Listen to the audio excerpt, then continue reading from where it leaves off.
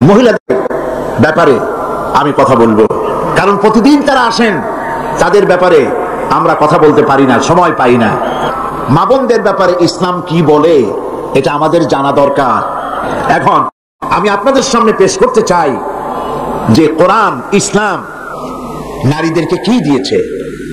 সমস্ত শিক্ষিত বীর চট্টগ্রাম আজকের এই মাহফিলে আমি মনে করি অধিকাংশ মানুষ শিক্ষিত, তারা মতলববাজ লোকদের কথার জবাব দিতে পারবেন যে ইসলাম নারীকে কত গুরুত্ব দিয়েছে। কোরআনে কারীমের মধ্যে আল্লাহ রাব্বুল আলামিন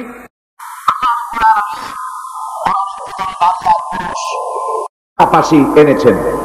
এরকম করেন নাই যে ছেলেরা ওয়াজ শুনতে আসলে, তাফসীর শুনতে আসলে, নামাজ পড়লে, হজ করলে, যাকাত দিলে তাদের সওয়াব বেশি হবে, আর নারীরা করলে তাদের সওয়াব কম হবে।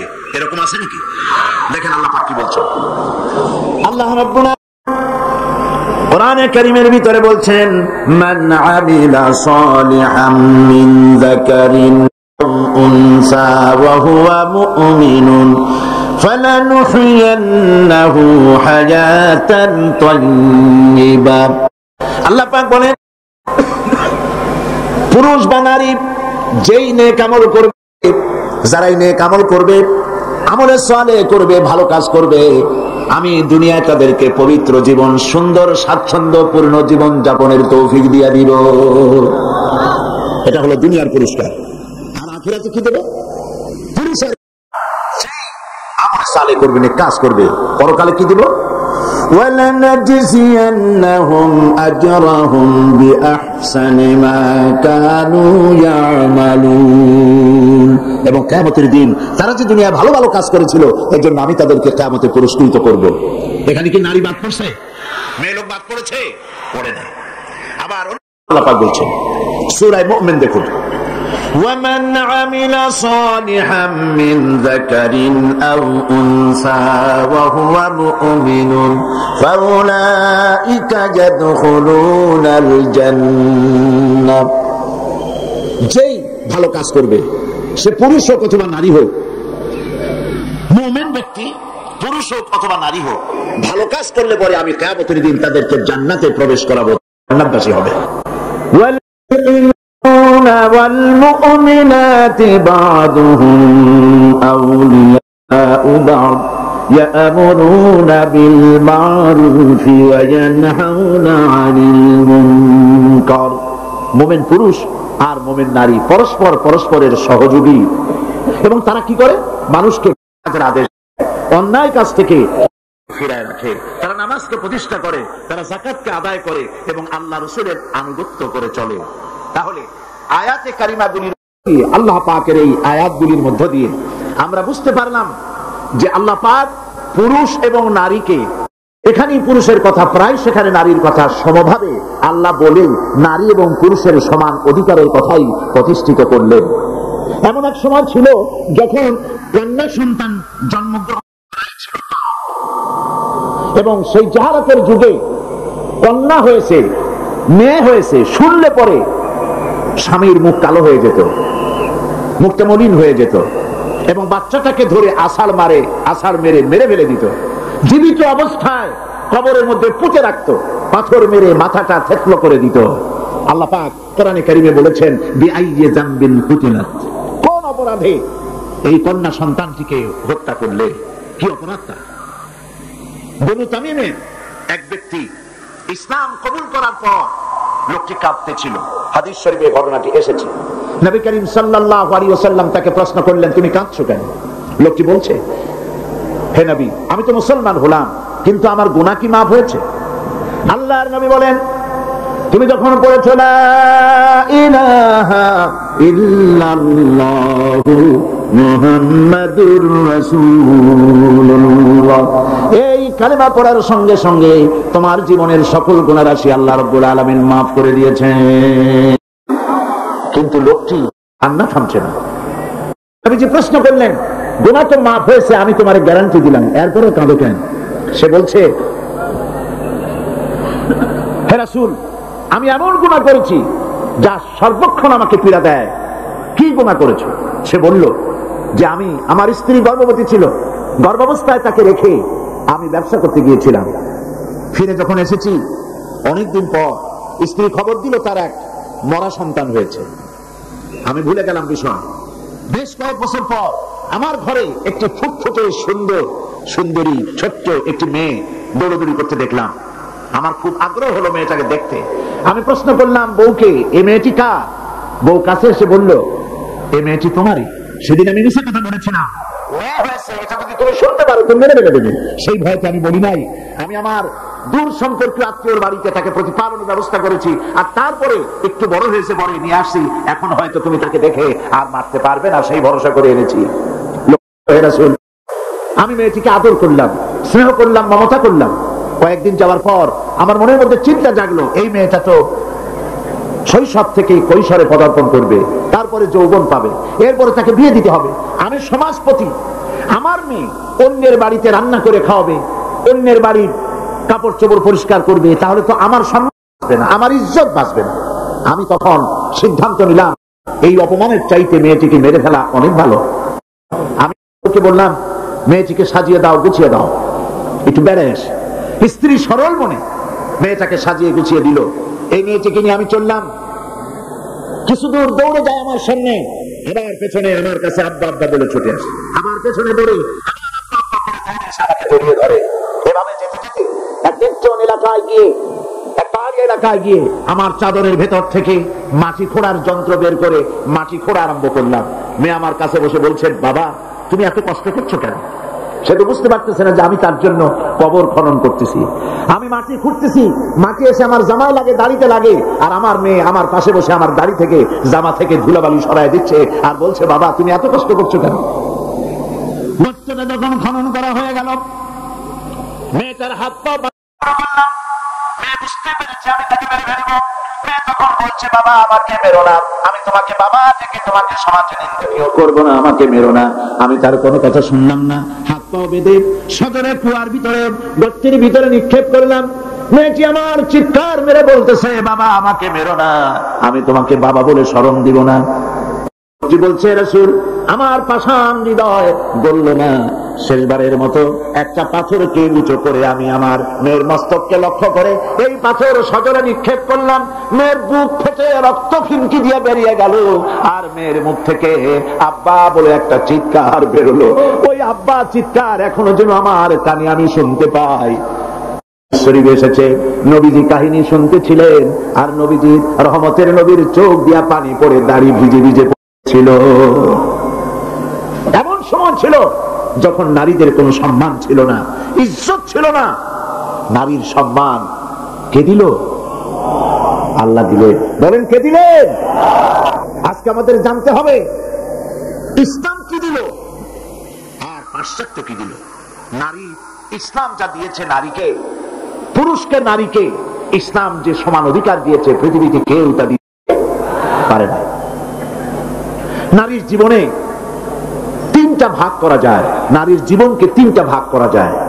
প্রথমে সে কন্যা হিসেবে পৃথিবীতে আসে, এরপরে এই কন্যাটি কিশোরী হয়, তারপরে যৌবন পায়, এরপরে একদিন বিয়ে হয়ে যায়, তখন সে স্ত্রী হয়, বধূ হয়।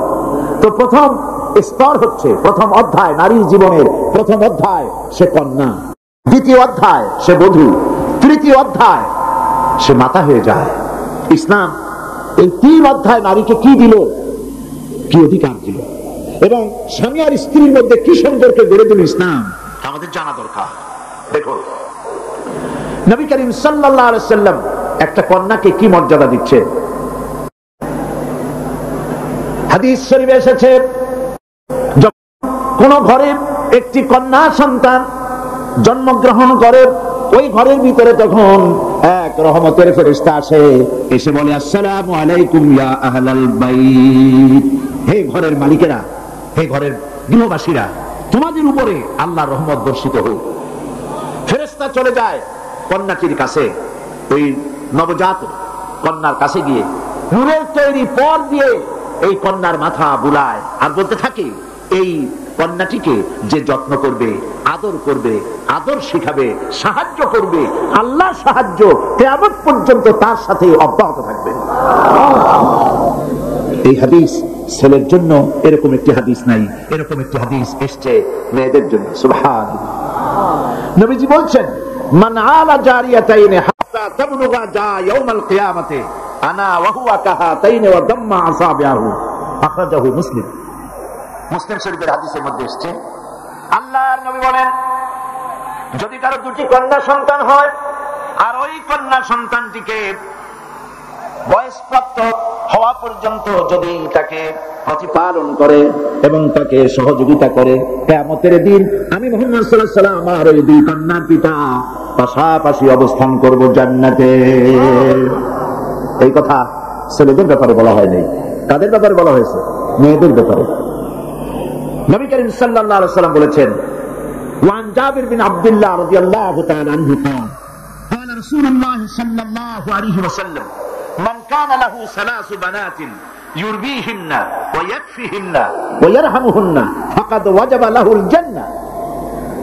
নবীজি বলেন, তিন কন্যার পিতা যদি কেউ হয় আর ওই তিনটি কন্যাকে যদি কেউ স্নেহ করে, আদর করে, আদব শিখায়, দিন শিখায় আর এবং সৎপাত্রস্থ করতে পারে, নবীজি বলছেন ওই পিতার জন্য কিয়ামতের দিন আল্লাহ পাক জান্নাত ওয়াজিব করে দিবেন, জান্নাত তার জন্য ওয়াজিব হয়ে যাবে। নবী সাল্লাল্লাহু আলাইহি ওয়াসাল্লাম বলেছেন, লা তাকরিহুল বানাত ফাইন্নী আবুল বানাত। রাসূলুল্লাহ কন্যাদের ঘৃণা করো না, কারণ আমি মুহাম্মদ সাল্লাল্লাহু আলাইহি ওয়াসাল্লাম কন্যাদের পিতা। সুবহানাল্লাহ। যারা কন্যা সন্তান হলে পরে মুখ কালো করেন, অনেক পুরুষ আছে যখন স্ত্রী গর্ভবতী হয় বন্ধুদের কাছে খবর দেয়, আল্লাহ আমারে সন্তান দিবেন, দোয়া করো। তারপরে যখন খবর পাওয়া গেল ডেলিভারি করেছে একটা মেয়ে, মুখটা মলিন হয়ে যায়। বন্ধুরা জিজ্ঞেস করলো, কই সন্তান হবে? বললে কতদিন চলে গেল, কোনো খবর টবর যে দিল না। কয়ে যে বলার মতো না। কি কয়ে যে মাইয়া হয়েছে, একটা মেয়ে হয়েছে, এটা বলার মতো না। মুখটা কালো হয়ে যায়, স্ত্রীর সঙ্গে কথা বলে না। বারবার মেয়ে হলে, এমনও খবর পাওয়া গেছে বারবার মেয়ে হয়েছে, স্ত্রীকে পর্যন্ত দিয়ে দিয়েছে। নাউজুবিল্লাহ। মেয়ে হওয়ার জন্য স্ত্রী কি দায়ী? কে দায়ী? স্বামী দায়ী? তো খামাকে কেন মুখ মলিন করেন? আল্লাহ রাব্বুল আলামিন বলেছেন কোরআনে কারীমের মধ্যে, আমি কাউকে ছেড়ে দেই, কাউকে মেয়ে দেই, কাউকে ছেলেও দেই, মেয়েও দেই, কাউকে কিছুই দেই না। ইন্নাল্লাহা আলা কুল্লি শাইইন কাদির। সমস্ত জিনিসের উপরে ক্ষমতা কার? আল্লাহ পাকের। সন্তান হয় না, আল্লাহর কাছে চান, ছেলেও দিতে পারেন, মেয়েও দিতে পারেন, তার ইচ্ছা। বারবার মেয়ে হয়েছে তো কি ক্ষতি হয়েছে? কি ক্ষতি হয়েছে? নবী করিম সাল্লাল্লাহু আলাইহি ওয়াসাল্লামের সন্তানদের মধ্যে মেয়েও ছিল, ছেলেরাও ছিলেন, কিন্তু ছেলেরা সব মারা গেলেন। বেঁচে থাকলেন কারা? বলেন, কারা বেঁচে থাকলেন? একটি হাদিস আপনি খুঁজে বের করতে পারবেন না। নবী করিম সাল্লাল্লাহু আলাইহি ওয়াসাল্লাম কখনো আল্লাহ পাকের দরবারে হাত তুলে বলেছিলেন যে আল্লাহ, ছেলেগুলি তো সব তুমি নিয়ে গেলে, ছেলেগুলির বাঁচায় রাখলে, তুমি দয়া করে আমাকে আরেকটি ছেলে দান করো, এরকম একটি হাদিস নাই। সুতরাং কন্যা হিসেবে নারীর জীবনের তিনটি অধ্যায়ের একটি অধ্যায় হলো কন্যা। সেই কন্যার অধিকার প্রতিষ্ঠিত করেছে ইসলাম। সুবহানাল্লাহ। এবার কিছুদিন পর সে বউ হয়ে গেল, স্ত্রী হলো যৌবন পাওয়ার পর। এখন দেখেন কোরআন তাকে কি অধিকার দিচ্ছে। আল্লাহ রাব্বুল আলামিন বলেন, وَمِنْ آيَاتِهِ أَنْ خَلَقَ لَكُم مِّنْ أَنفُسِكُمْ أَزْوَاجًا لِتَسْكُنُوا إِلَيْهَا وَجَعَلَ بَيْنَكُم مَّوَدَّةً وَرَحْمَةً। আল্লাহ পাকের অসংখ্য নিদর্শনের ভিতরে এটি একটি নিদর্শন যে তোমাদের থেকে আল্লাহ পাক তোমাদের জোড়া সৃষ্টি করেছেন এবং ভালোবাসা আর সহৃদয়তা সৃষ্টি করেছেন। ভালোবাসাকে সৃষ্টি করলেন। মেয়ে ঢাকাও বিয়ে করেছে চট্টগ্রামের ছেলে। দুজনের চাল চলন ভিন্ন, ভাষাও। ঢাকার মেয়ে বলে কোথায় যাবেন, চট্টগ্রামের ছেলে বলে ঘরে যাবে। দেখছেন অবস্থা? ঢাকার মেয়ে বলছে পাশে বসেন, আর চট্টগ্রামের বলছে এন্দি বইন। ভাষায় বেশ কম না? ভাষায় বেশ কম, চাল চলনে বেশ কম, খাওয়ায় বেশ কম, রুচিতে বেশ কম। মারামারি হওয়ার কথা ছিল প্রত্যেক দিন। আল্লাহ পাক বলেন, আমি ভালোবাসার সৃষ্টি করেছি দুজনের মধ্যে। সুবহানাল্লাহ। আমি ভালোবাসার সৃষ্টি পরস্পর পরস্পরের জন্য আকর্ষণ সৃষ্টি করেছে। ওয়া রাহমা, আর সহৃদয়তা, করুণার সৃষ্টি করেছি। যখন বার্ধক্যে পৌঁছে যায় স্বামী আর স্ত্রী, তখন উভয়ের মধ্যে করুণার সৃষ্টি করে দেই। সুবহানাল্লাহ বলবেন না? তো তোমার থেকে তোমার জোড়া সৃষ্টি করা হয়েছে, এখন এই স্ত্রীর প্রতি সদ্ব্যবহার করো। وَلَهُنَّ مِثْلُ الَّذِي عَلَيْهِنَّ بِالْمَعْرُوفِ। আল্লাহ পাক বলেন সদ্ব্যবহার পাওয়ার ওই পরিমাণ অধিকার নারীদের উপরে তোমার আছে যতখানি অধিকার নারীদের উপর পুরুষের আছে। সদ্ব্যবহার শুধু তার কাছে আশা করে না, সেও তোমার কাছে যে সদ্ব্যবহার আশা করে সেটাও তুমি তাকে দিতে শেখো। হুন্না লিবাসুন লাকুম ওয়া আনতুম লিবাসুন লাহুন্না। ইসলাম কোথায় নিয়ে গেছে, সম্পর্ক কত বাড়িয়ে দিল। হুন্না লিবাসুন লাকুম ওয়া আনতুম লিবাসুন লাহুন্না। তোমরা স্ত্রী তোমার ভূষণ স্বরূপ আর তুমি তোমার স্ত্রীর ভূষণ স্বরূপ। ভূষণ মানে কি? পোশাক। পোশাকের কথা কেন বলা হলো? এই জন্য বলা হয়েছে পোশাক মানুষের কয়েকটা উপকার করে, শুধু শীত আর গরম নিবারণ করে না। পোশাক মানুষের আয়েব ঢেকে রাখে, পোশাক মানুষের সম্মান তার লজ্জা ঢেকে রাখে। এই একের সাথে অপরের পোশাকের দৃষ্টান্ত আল্লাহ পাক দিলেন। এর অর্থ হচ্ছে পরস্পর পরস্পরের আয়েবকে ঢেকে রাখবে, একজন আরেকজনের আয়েবকে মানুষের সামনে পেশ করবে না, একজন আরেকজনকে শরম দিবে না, পরস্পরের সাথে মিলেমিশে থাকবে। একথা আল্লাহ পাক বললেন। ওয়াশিরুহুন্না বিল মারুফ। আর তোমরা স্ত্রীদের সাথে সদ্ব্যবহার করো। কে বলছেন? আল্লাহ পাক বলছেন। স্ত্রীদের ভিতরে সদ্ব্যবহার স্ত্রীদের সাথে কিভাবে করতে হবে সব ব্যাপারে রাসূলুল্লাহ হচ্ছেন আদর্শ। লাকাদ কানা লাকুম ফি রাসূলিল্লাহি উসওয়াতুন হাসানাহ। সমস্ত ব্যাপারে তোমাদের জন্য মহত্তম আদর্শ হলেন নবী করিম সাল্লাল্লাহু আলাইহি ওয়াসাল্লাম। রাসূল সাল্লাল্লাহু আলাইহি ওয়াসাল্লাম বলেছেন, তোমাদের মধ্যে উত্তম সেই যে ব্যক্তি তোমাদের স্ত্রীর কাছে উত্তম। আমি আমার স্ত্রীদের কাছে উত্তম ব্যক্তি। সুবহানাল্লাহ বলবেন না? এবার দেখেন নবীজি আদর্শ দেখালেন স্বামী স্ত্রীর সঙ্গে সম্পর্কটা কেমন হবে। হযরতে খাদিজা রাদিয়াল্লাহু তাআলা আনহা আর নবীজির ভিতরে কেমন মহব্বত ছিল, কেমন আকর্ষণ ছিল। তিনি যখন হযরত খাদিজাকে বললেন, খাদিজা আল্লাহ আমাকে নবী বানিয়েছেন, আমার উপর ঈমান আনো, এক আল্লাহর উপরে ঈমান আনো। হযরতে খাদিজা এক মুহূর্ত একটি চোখের পলকও তিনি দেরি করেন নাই। যখনই নবীজি তাকে ঈমান আনতে বলেছেন, হযরত খাদিজা পড়েছেন লা ইলাহা ইল্লাল্লাহু মুহাম্মাদুর রাসূলুল্লাহ। নবী করিম সাল্লাল্লাহু আলাইহি ওয়াসাল্লাম বলেছেন, আকাশের নিচে জমিনের উপরে খাদিজার মতো উত্তম মহিলা পৃথিবীতে আর নাই। কি সম্মান আল্লাহ পাক তাকে দিয়েছেন। আল্লাহ পাক নিজে হযরতে খাদিজাকে সালাম জানিয়েছেন। সুবহানাল্লাহ বলবেন? হেরা পাহাড়ে হযরতে জিবরাইল আলাইহিস সালাম নবীজির সঙ্গে কথা বলছেন, ওহী নিয়ে এসেছেন। কিছুক্ষণ পরে হযরতে জিবরাইল বলেন, ইয়া রাসূলুল্লাহ, আমি দেখতে পাচ্ছি খাদিজা আপনার জন্য খানা নিয়ে আসতেছেন। খাদিজা যখন আপনার কাছে পৌঁছে যাবে আপনি খাদিজাকে বলবেন, আল্লাহ রাব্বুল আলামিন আজ আমি আসার সময় আমার মাধ্যমে খাদিজাকে সালাম জানিয়েছেন। হযরতে খাদিজা যখন নবীজির কাছে পৌঁছে গেছেন, আল্লাহর নবী বলেন, খাদিজা তোমার জন্য আজকে একটি সুসংবাদ আছে। তিনি বললেন, আমার জন্য কি খবর, কি সুসংবাদ? হযরতে রাসূল বলছেন, খাদিজা শোনো, এই মাত্র জিবরাইল আমার কাছে চলে গেলেন, আর জিবরাইল বলে গেলেন আল্লাহ রাব্বুল আলামিন তোমাকে সালাম জানিয়েছেন। হযরত খাদিজা দুঃখে কেঁদে উঠলেন।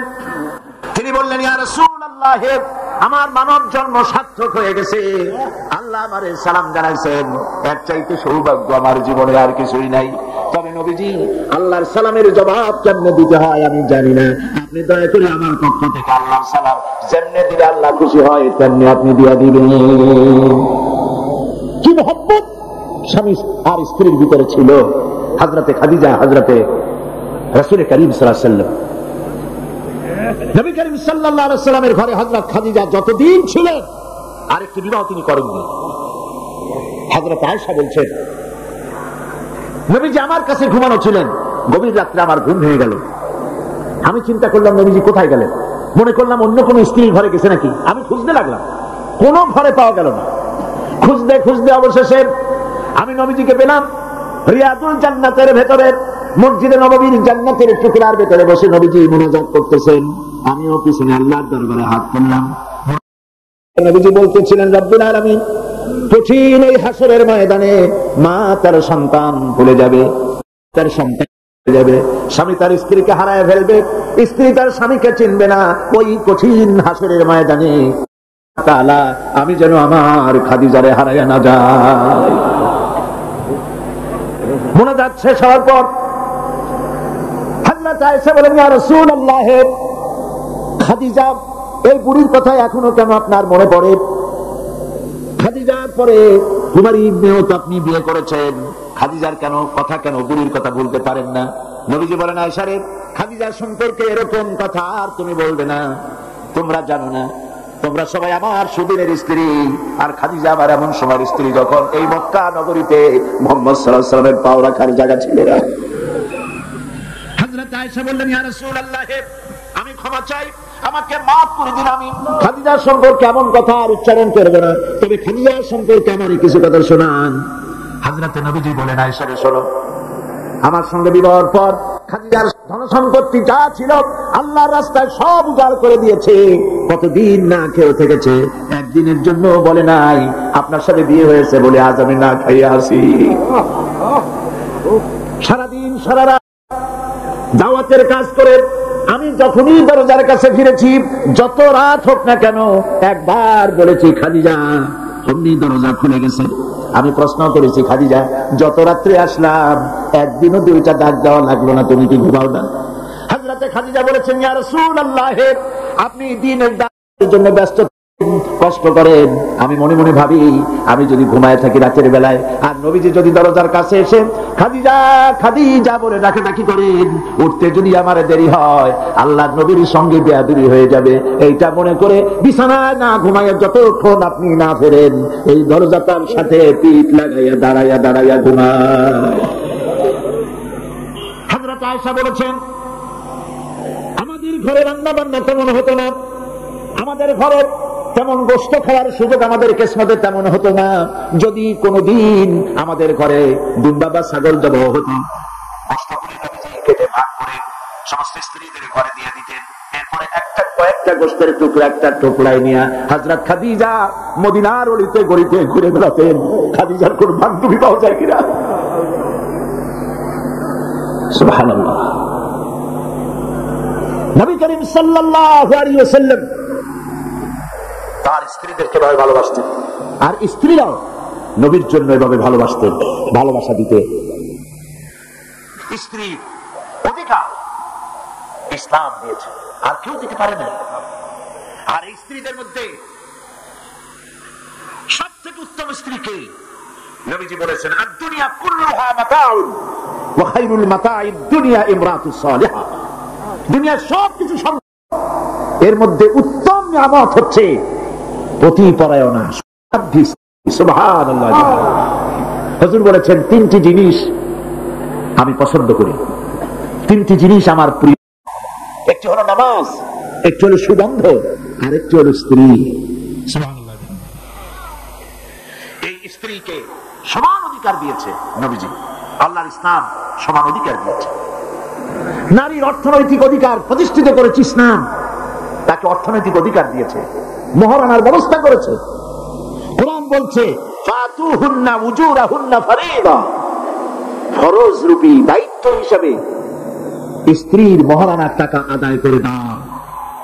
বহু মুসলমান আছে মহারানার টাকা আদায় করে না, বরং আজকাল তো নতুন সিস্টেম চালু হয়েছে মানুষকে শোনাবার জন্য। বিবাহের মজলিসে বলা হয়, অমুকের মেয়ে অমুকের ছেলে বিয়ের মহারানা কত?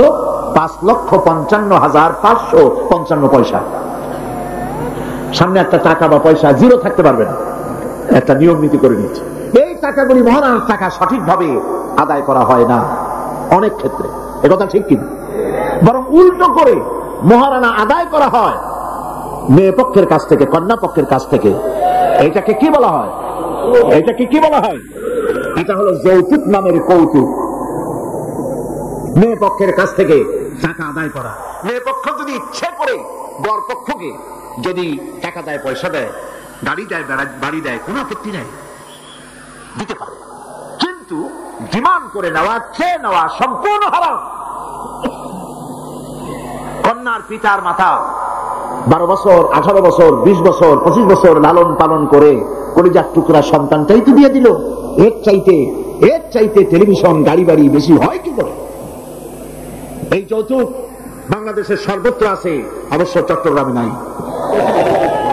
আছে। ছেলে যদি এমএ পাস করে, ইঞ্জিনিয়ারিং পড়ে, লয়ার হয়েছে, পিতার এই ধারণাই হয় সন্তানকে পড়াতে লেখাতে যত টাকা খরচ হয়েছে কন্যা পক্ষকে কাছের থেকে আদায় করে নেব। এবং সেই জন্য বিয়ের সময় দাবি করা হয় 50 লক্ষ টাকা দিতে হবে, গুলশানে 3টা বাড়ি দিতে হবে, মঙ্গল গ্রহে অফিস বানায় দিতে হবে। আপনার ছেলে এমএ পাস করেছে, লয়ার হয়েছে, ব্যারিস্টার হয়েছে, কি হয়েছে? আপনি কেন নির্যাতন করবেন কন্যা পক্ষকে? জায়েজ নাই, হারাম। শুকরের মাংস যেমন হারাম, কন্যার কাছ থেকে জবরদস্তি করে যৌতুক আদায় করা পুরোপুরি হারাম। এই কাজটি কি আপনারা করবেন? এই কাজটি কি করবেন? বিবাহ করাবেন ছেলেকে, ভালোবাসা দিয়ে, টাকা দিয়ে, পয়সা দিয়ে বিবাহ করায়া মেয়ে একটা ঘরে নিয়ে আসবেন, কন্যা পক্ষের উপরে চাপ সৃষ্টি করবেন না। তো নারীকে মহারণা দেওয়ার ব্যবস্থা ইসলাম করেছে। কে ব্যবস্থা করেছে বলেন? ইসলাম করেছে। এবার আরো দেখুন আল্লাহ পাক কি বলছে। وَإِذَا أَتَيْتُمْ إِحْدَاهُنَّ قِنطَارًا فَلَا تَأْخُذُوا مِنْهُ شَيْئًا। যদি তোমরা নারীদেরকে স্তূপ পরিমাণ অর্থ পরিজনী দান করো, তাহলে সামান্য তার থেকে ফেরত নিও না। নারীদের কাছে কিছু পুঁজি থাকুক, টাকা পয়সা থাকুক, আল্লাহ এটা চান। যদি তুমি কিছু দাও, তা যদি হয়, তবুও সেগুলিকে ফেরত দিও না। বহু মুসলমান আছে আমাদের সমাজে, হজ করে, নামাজও পড়ে, কপালে দাগও পড়ে গেছে, তার ব্যবসা আছে, ধানি জমিনও আছে, বিবাহের সময় মেয়েকে টাকা করে দিয়ে, টাকা করে যৌতুক দিয়ে বিদায় করে দেয়, সম্পত্তির ভাগ দেয় না, ব্যবসারও ভাগ দেয় না। আছে না এমন? আছে কিনা? আপনি কন্যাকে ঠকালেন, এর জন্য আল্লাহর কাছে আপনাকে দায়ী হতে হবে। মেয়েদেরকে অর্থনৈতিক অধিকার আল্লাহ এভাবে প্রতিষ্ঠিত করেছেন, সে মহিলাদেরকে অর্থনৈতিক দিক থেকে তাদেরকে নির্যাতন করা যাবে না। এবার মেয়েদেরকে শিক্ষার অধিকার দেওয়া হয়েছে, কমতে দেওয়া হয়নি। তারা বলছে, ইসলামের দুশমনেরা বলে নারীদেরকে ইসলাম ঠকাইছে। কোথা থেকে ঠকালো? কন্যা হিসেবে মর্যাদা দিল, বধূ হিসেবে মর্যাদা দিল, তারপরে অর্থনৈতিক সুযোগ করে দিল, এবার শিক্ষার অধিকারও প্রতিষ্ঠিত করল। হযরতে আয়েশা রাদিয়াল্লাহু তাআলা আনহা, তিনি শিক্ষার্থী ছিলেন, হাজার হাজার সাহাবীর ওস্তাদ ছিলেন। সুবহানাল্লাহ বলেন। হাদিসের ওস্তাদ ছিলেন, তাফসীরের ওস্তাদ ছিলেন, ফিকহের ওস্তাদ ছিলেন। শিক্ষার অধিকার ইসলাম দিয়েছে নারীকে। নারীরা লেখাপড়া করতে পারবে, কোনো অসুবিধা নেই। এভাবে অধিকার শুধু অর্থনৈতিক নয়, লেখাপড়ার অধিকার দিল। তালাকের একটি অধিকার, এটি একটি গুরুত্বপূর্ণ বিষয়। তালাকের অধিকারটিও শুধুমাত্র পুরুষের না, এই তালাকের অধিকার নারীদেরকেও দেওয়া হয়েছে। কথা বুঝতে পেরেছেন? তালাকের অধিকার, বিবাহ বিচ্ছেদের অধিকার শুধু পুরুষের নয়, নারীকেও দেওয়া হয়েছে। পুরুষ যদি অকর্মণ্য হয়, যদি সে উন্মাদ হয়, জালিম হয়, নপুংসক হয়, তাহলে এই স্ত্রী কোর্টে তা প্রমাণ করে তার স্বামীকে পরিত্যাগ করে ইচ্ছে মতো স্বামী গ্রহণ করতে পারবে। ইসলাম সুযোগ দেয়। কোথায় কোথায় তালাক দেওয়ার একটা রেওয়াজ আমাদের দেশে আছে। বাংলাদেশে যদি আল্লাহ কোনদিন দয়া করে ইসলামী রাষ্ট্র প্রতিষ্ঠিত করে দেন, তাহলে কথায় কথায় তালাক দেওয়ার এই কথাকে বন্ধ করে দেওয়া হবে। তরকারিতে লবণ কম হয়েছে, শুটকি মাছে ঝাল হইল কেন, এই সব কথা বলে তালাক দেওয়া যাবে না। আর একসঙ্গে 3 তালাক দেওয়া তো যাবেই না। এক সাহাবী এসে নবী করিম সাল্লাল্লাহু আলাইহি ওয়াসাল্লামের কাছে খবর দিলেন যে একজন তার স্ত্রীকে একসাথে 3 তালাক দিয়েছে। নবী করিম সাল্লাল্লাহু আলাইহি ওয়াসাল্লাম এত গোসা হয়েছিলেন যে বসার থেকে দাঁড়ায় গেলেন। তিনি বললেন, এই লোকটি তো আল্লাহ পাকের কোরআনের সাথে তামসা করেছে। তালাকের আল্লাহর কাছে 2টা হালাল সবচেয়ে জঘন্য, 2টি হালাল সবথেকে জঘন্য। একটা হলো ভিক্ষাবৃত্তি, আর একটা হলো তালাক। যখন তালাক দেওয়া হয় অন্যায় ভাবে, গোসায় আল্লাহর আরশ কাঁপতে থাকে। নাউযুবিল্লাহ বলে। আপনি এভাবে তালাক দিতে পারবেন না। তালাক দেওয়ার নিয়ম হলো, যখন স্ত্রীর সাথে, লক্ষ্য করুন, স্ত্রীর সাথে বনিবনা হচ্ছে না, স্ত্রীর চরিত্র খারাপ, স্ত্রীর দাজ্জাল মার্কা, বনেই না। তো আল্লাহ পাক তখন বলেছেন উভয় পক্ষের আত্মীয় স্বজন নিয়ে মীমাংসা করার চেষ্টা করো, সালিসি করো। যদি মীমাংসায় না হলো তাহলে 1 মাসে 1 তালাক দাও, বিছানা আলাদা করে দাও এবং অপেক্ষা করো তার এই অবস্থা দেখে সে ফিরে আসে নাকি। যদি ফিরে আসে তো গ্রহণ করো, যদি ফিরে না এলো 2 মাসে 2 তালাক দাও। তাও যদি ফিরে না আসে তাহলে গিয়ে 3 তালাক একদম রেজি করে দাও, আর ফেরত হবে না। 3 তালাকে বায়না করে দাও, এই স্ত্রীকে আর গ্রহণ করা যাবে না। এখন আমাদের দেশে রাগের মাথায় একসাথে 3 তালাক দেওয়ার পর মনে মনে অনুশোচনা হয়, এতগুলো ছেলে পেলে নিয়ে করবো কি সর্বনাশ হইল, রাগের মাথায় করলামটা কি। এখন এই বউ ফিরে পাওয়ার জন্য মস্তা তালাশ করে। তখন গ্রামের মুন্সি মৌলবী এই জাতীয় এক শ্রেণীর লোক আছে যারা কোরআন বোঝে না, হাদিস বোঝে না, তারা হিল্লা নামক একটা ঔষধ বের করছে। সেই ঔষধটা কি? তারা বলে যে এই স্ত্রীকে যদি আবার নিতে চাও তাহলে আরেকটা পুরুষের সঙ্গে বিবাহ দাও এবং শর্ত করো যে তোমার কাছে দিলাম, 2-3 দিন পর তুমি তালাক দিয়ে দিবা, এরপরে আমরা নিয়ে নেব। তালাকের নিয়তে বিবাহ করা এটা সম্পূর্ণ হারাম, বিবাহ হবে না। তালাকের নিয়তে বিয়ে করলো বিয়ে হবেই না। তারপরে এই যে ভাড়া করা, একজনের সঙ্গে হিলা করতে দেওয়া, এটাকে হাদিসের ভাষায় বলা হয়েছে ভাড়া করা ষাঁড়। ভাড়া করা ষাঁড়। ইসলামে এই ধরনের কোন বিধান নাই। সবাই কান খুলে শুনুন, হিল্লা করার যে ব্যবস্থা বাংলাদেশে গ্রামে গঞ্জে আছে, শরীয়তের কোন অস্তিত্ব নাই। কেউ যদি তার স্ত্রীকে তালাক দেয় আর এই স্ত্রীকে আবার ফেরত নিতে চায়, পর্যন্ত ফেরত দিতে পারবে না। ইচ্ছে করে কোন স্বামী গ্রহণ করেন আর সেই স্বামী যদি ইচ্ছে করে ঘটনাচক্রে তালাক দেয় অথবা ঘটনাচক্রে সেই স্বামীর যদি মৃত্যু হয়, তাহলেই কেবলমাত্র প্রথম স্বামীর কাছে আসতে পারবে।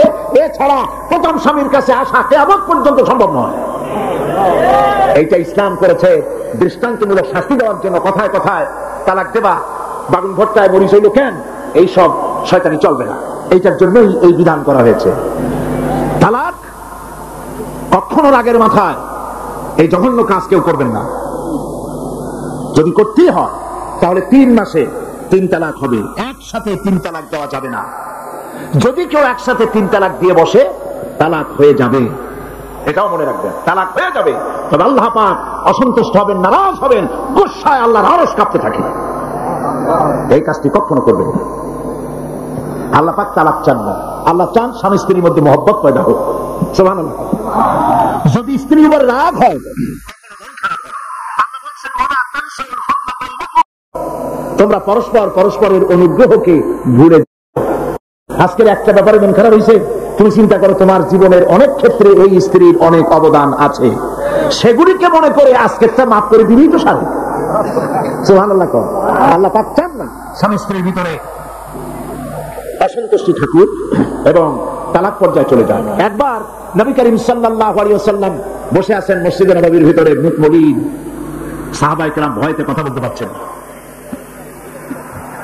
কিছুক্ষণ পর হুজুর হযরত আলী হযরত ফাতেমার ঘরে ঢুকলেন, বেরিয়ে আসলেন হাসি মুখে। তিনি প্রশ্ন করলেন, সাহাবায়ে কেরাম জিজ্ঞেস করলেন, হে রাসূল, একটু আগে আপনার মুখ এত মলিন ছিল আর এখন আপনি এত হাসি খুশি, আমরা তো তখন কথা বলতেই সাহস পাইনি। হুজুর কি হয়েছিল? আল্লাহর নবী বলেন, ওদের মধ্যে মনোমালিন্যের সৃষ্টি হয়েছিল আর আমার মনটা খারাপ হয়ে গিয়েছিল।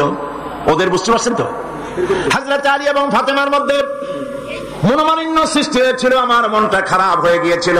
আমি ভেতরে গেলাম, উভয়ের সঙ্গে কথা বললাম। এখন তারা দুজনের মধ্যে তাদের ভুল বুঝাবুঝির নিরসন হয়েছে, আমার মনটা খুশি হয়ে গেছে। নবীজি বলেন, ফাতেমাকে যে কষ্ট দেয় সে আমাকে কষ্ট দেয়, কারণ ফাতেমা আমার কলিজার টুকরা। স্বামী এবং স্ত্রীর মধ্যে সম্পর্ক ভালো থাকতে হবে, অধিকার সমান, তবে স্বামীর মর্যাদা বেশি। মর্যাদা কার বেশি? স্বামীর মর্যাদা বেশি। তিরমিজি শরীফের হাদিসে এসেছে, আল্লাহর নবী একদিন একদিকে যাচ্ছিলেন, জঙ্গল থেকে এক পাহাড়িয়া উট এসে নবীজির কদমের উপরে নবীজির কদম মোবারকে চুমা দিল, সেজদা করল। সাহাবায়ে কেরাম বললেন, ইয়া রাসূলুল্লাহ, পাহাড়ের উটের কি সৌভাগ্য, আল্লাহর নবীর পায়ের উপরে চুমা খেয়েছে, সেজদা দিয়েছে। আমাদেরকে অনুমতি দেন, আপনার কদমের উপরে আমরা সেজদা দিয়া ধন্য হই। হুজুর বলেন, শোনো, আমি যদি এই পৃথিবীতে মানুষকে সেজদা করার জন্য যদি পারমিশন দিতাম, তাহলে পৃথিবীর সমস্ত নারীদেরকে বলতাম তারা যেন তাদের স্বামীকে সেজদা দেয়। তাহলে মর্যাদা কার বেশি? স্বামীর মর্যাদা বেশি, অধিকার সমান, মর্যাদা বেশি স্বামী। আবু দাউদ শরীফের হাদিসে এসেছে, নবীজি বলেছেন, কোন স্ত্রী লোক এমন অবস্থায় যদি মারা যায় যে তার স্বামী তার উপরে সন্তুষ্ট ছিল, আল্লাহ রাব্বুল আলামিন ওই মেয়ে লোকটি জান্নাত দান করে দিবেন। স্বামীর মর্যাদা এখানে বেশি। তাহলে আমরা দেখলাম অধিকারের দিক থেকে যখন নারী ছিল, বধূ ছিল, কন্যা ছিল, বধূ ছিল, সব জায়গায় ইসলাম নারীকে সম্মান বাড়িয়ে দিল, ঠিক কিনা বলেন? নারী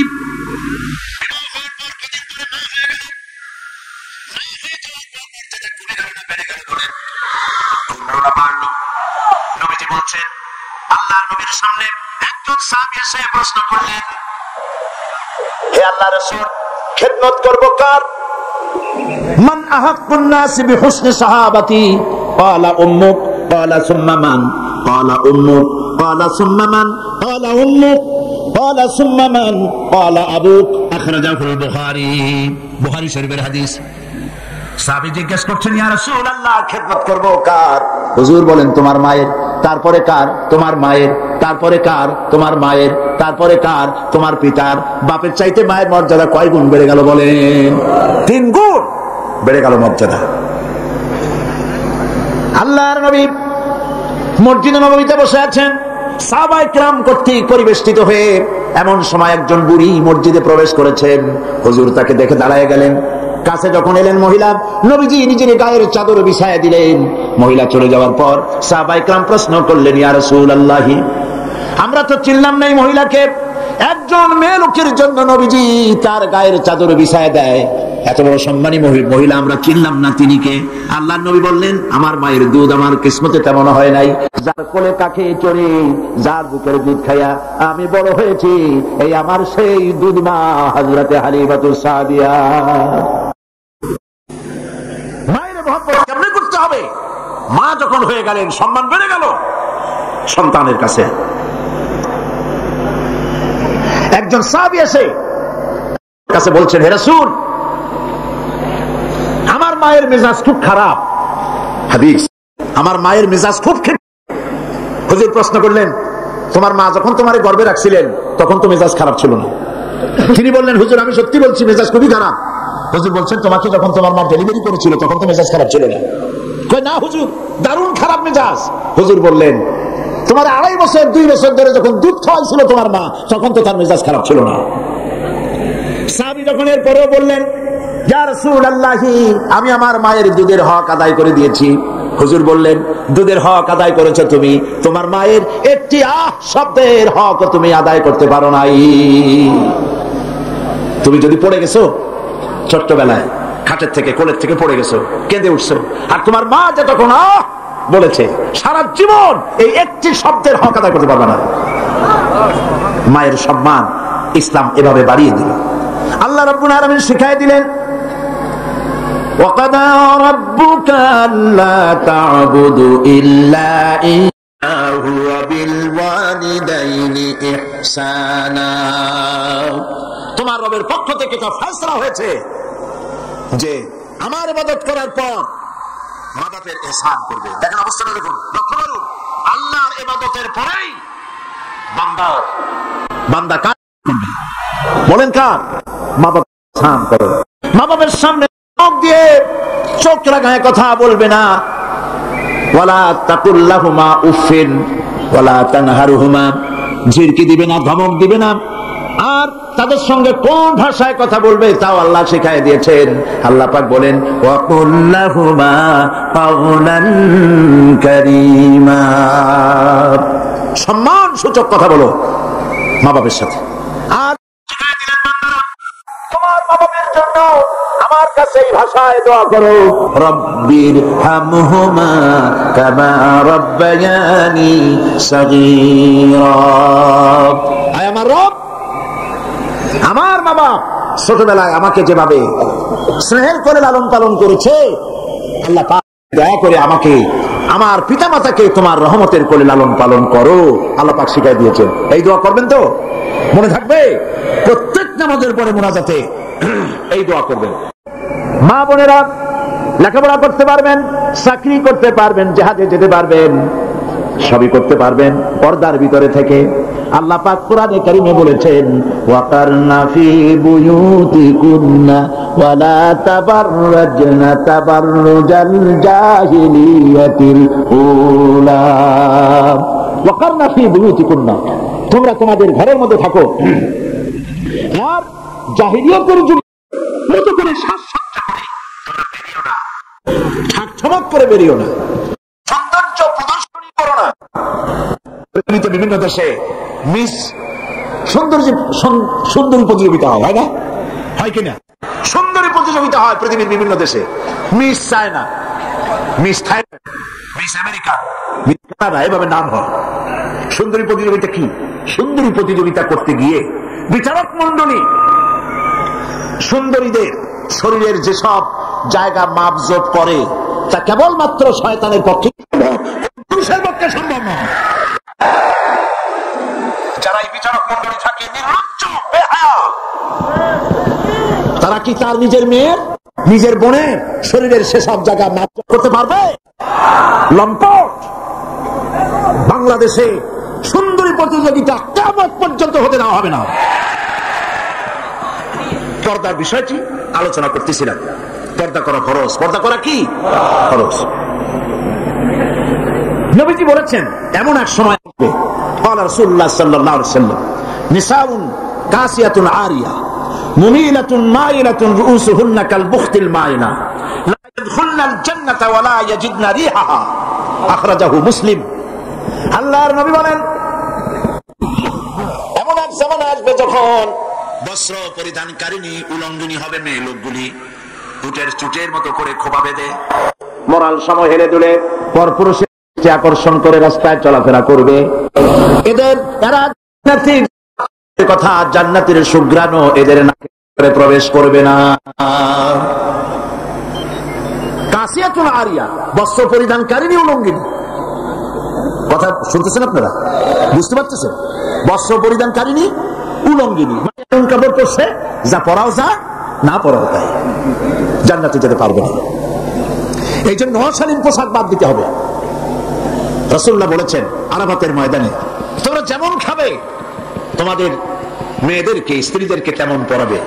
তোমরা যেমন খাবে তেমন তাদের খাওয়াবে। তোমরা যেমন পরবে তেমন তাদেরকে পরাবে।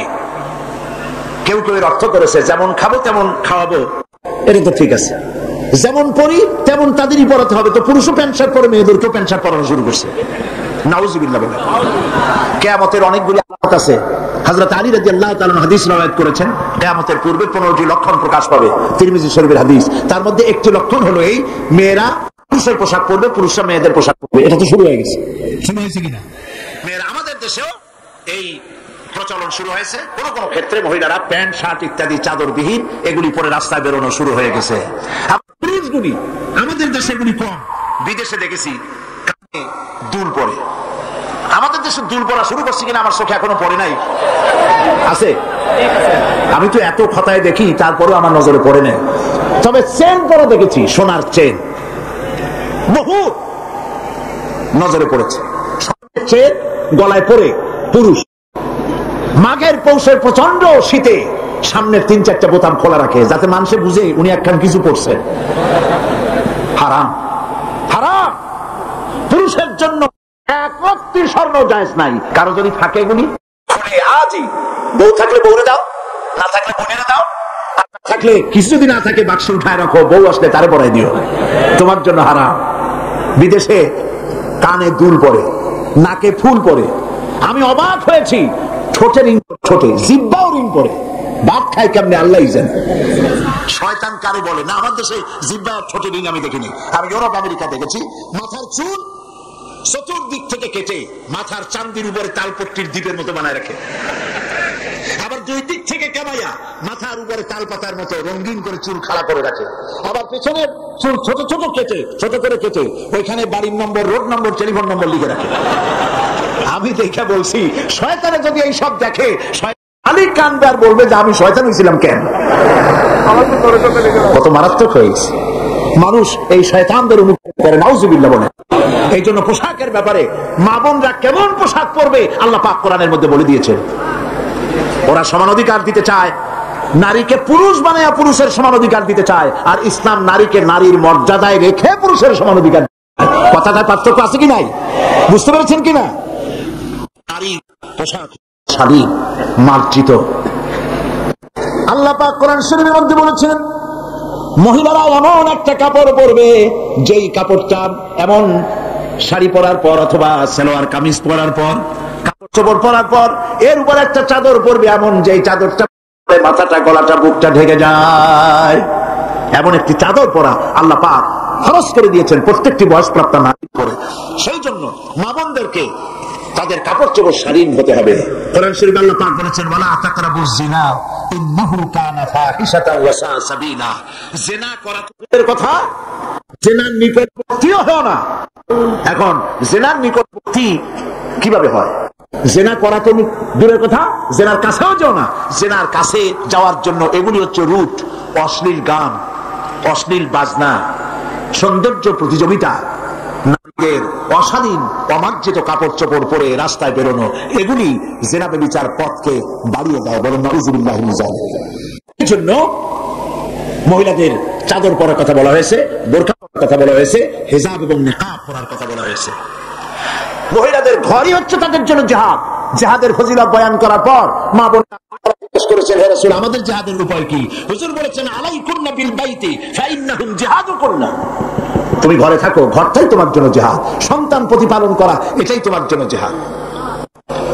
নারীরা ব্যবসা করতে পারবে, রাজনীতি করতে পারবে, সমাজনীতি করতে পারবে, সব পারবে, কিন্তু পুরুষের সাথে অবাধ মেলামেশা থেকে নিজেকে অবশ্যই দূরত্ব ব্যবধান রেখে তাকে চলতে হবে। অবাধ মেলামেশাকে ইসলাম হারাম করেছে।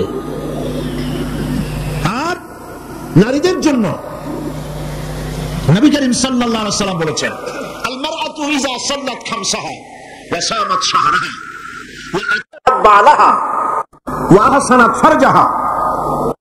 নবী করিম সাল্লাল্লাহু আলাইহি ওয়াসাল্লাম বলেছেন, যদি চারটি কাজ করে, 5 ওয়াক্ত নামাজকে সঠিকভাবে যদি আদায় করে, রমজান মুবারকের রোজা যদি রাখে, আর মহিলারা যদি স্বামীর আনুগত্য করে চলে, সতীত্বের হেফাজত যদি করে, এই 4টি কাজ করতে পারলে আল্লাহ রাব্বুল আলামিন তাদেরকে কিয়ামতের দিন জান্নাতের যেই দরজা দিয়া খুশি সেই দরজা দিয়া জান্নাতে প্রবেশ করাবেন।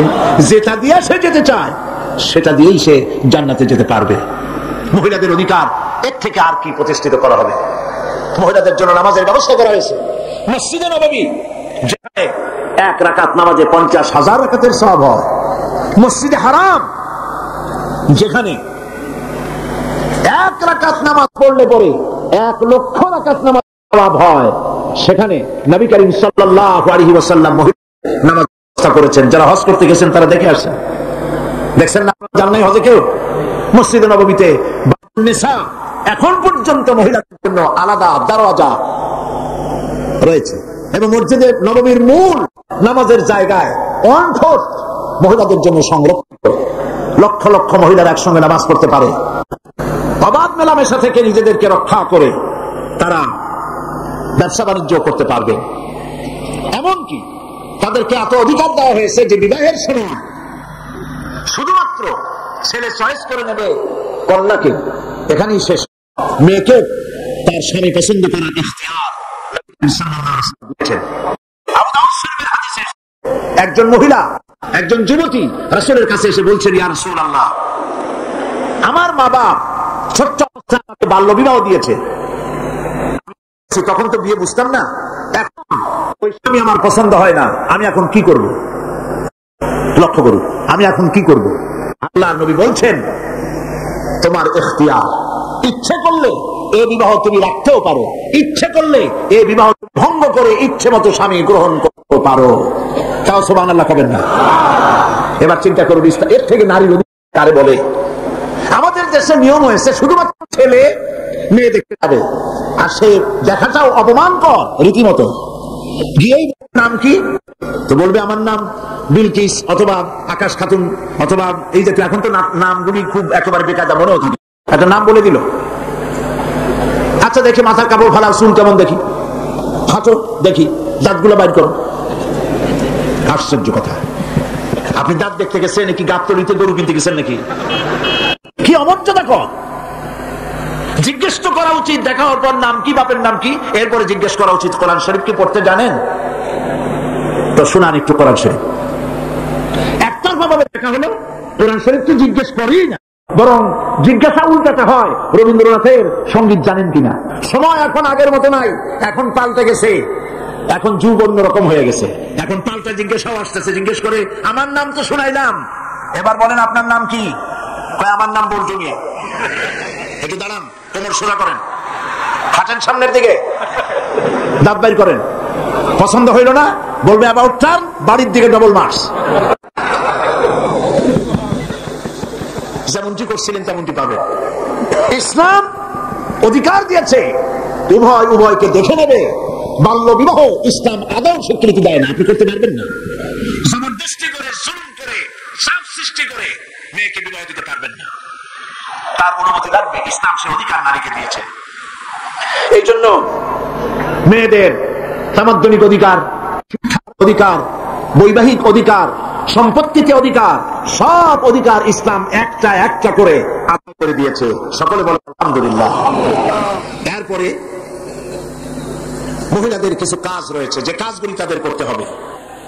আপনাদের দায়িত্ব, সে দায়িত্ব হলো ঘরটাকে ইসলামের দুর্গ বানান। ঘরটা সিনেমার ক্যাসেট দিয়ে ভরবেন না, নাটকের ক্যাসেট দিয়ে ভরবেন না, ঘরটাকে কোরআন হাদিসের ক্যাসেট দিয়ে, কোরআন হাদিসের বইপত্র দিয়ে ঘরটাকে ভরে ফেলুন। ইসলামিক জ্ঞানে নিজেকে সমৃদ্ধ করেন। স্বামীকে ইসলামের রাস্তায় আনার জন্য প্রাণান্ত চেষ্টা করুন। যদি ইসলামের রাস্তায় না থাকে, রাগ করে পারবেন না, অভিমান করে পারবেন না, ভালোবাসা দিয়ে স্বামীকে ইসলামের রাস্তায় আনার চেষ্টা করেন। সন্তান সন্ততিকে ইসলামের চরিত্রে গড়ে তোলার জন্য শ্রম দেন, আদব শিখান, দিন শিখান। ছেলে মেয়েদেরকে এমন কোন কিন্ডারগার্টেন স্কুলে দিবেন না যেখানে পড়ে, যেখানে লেখাপড়া করলে পরে দিন শিখবে না, ইমান শিখবে না, ইসলাম শিখবে না। এমন জায়গায় দিবেন যেখানে দিলে পরে কোরআন হাদিস শিখতে পারে, আদব শিখতে পারে, ইসলাম শিখতে পারে। খালি ইংরেজি শিখলেই হবে না। আমি ইংরেজির বিরোধী নই, শিখুন, সমস্ত ভাষার স্রষ্টা আল্লাহ, কিন্তু এমন স্কুলে দেবেন যেখানে দিলে পরে আরবিও শিখবে, ইংরেজিও শিখবে, বাংলাও শিখবে, আর সাথে সাথে কোরআন হাদিসও শিখবে। এইরকম স্কুল তালাশ করবেন। প্রাইভেট মাস্টার রাখবেন, এমন মাস্টার যে মাস্টার নামাজি দেখে রাখবেন, বেয়াদব, ধর্মনিরপেক্ষতায় বিশ্বাস করে, এমন কোন ছেলেকে বাড়িতে নিয়ে আপনার সন্তান নষ্ট করে দেবে। কথা বুঝতে পেরেছেন? এরপরে ছেলেদেরকে সৎ চরিত্রবান বানাবার, চরিত্রবান ছেলেদের সাথে তাদেরকে থাকতে দিন। আর মেয়েদেরকে যারা স্কুল কলেজে পাঠান, বোরখা পরাতে শিখুন। বাচ্চা অবস্থা থেকে তাদেরকে সালোয়ার কামিজ পরান। একটু বড় হলেই শার্ট পরাবেন না, একটু বড় হলেই 5-6 বছর বয়স হয়ে গেলেই পাজামা পরান, সালোয়ার কামিজ পরান। 6-7 বছর বয়স হয়ে গেলেই চাদর পরান। এইভাবে আস্তে আস্তে করে তাকে শরম শিখান, ইমান শিখান, দিন শিখান। এগুলি শিক্ষা দেওয়া আপনার জন্য বিরাট দায়িত্ব। আল্লাহ পাক আপনাদের সকলকে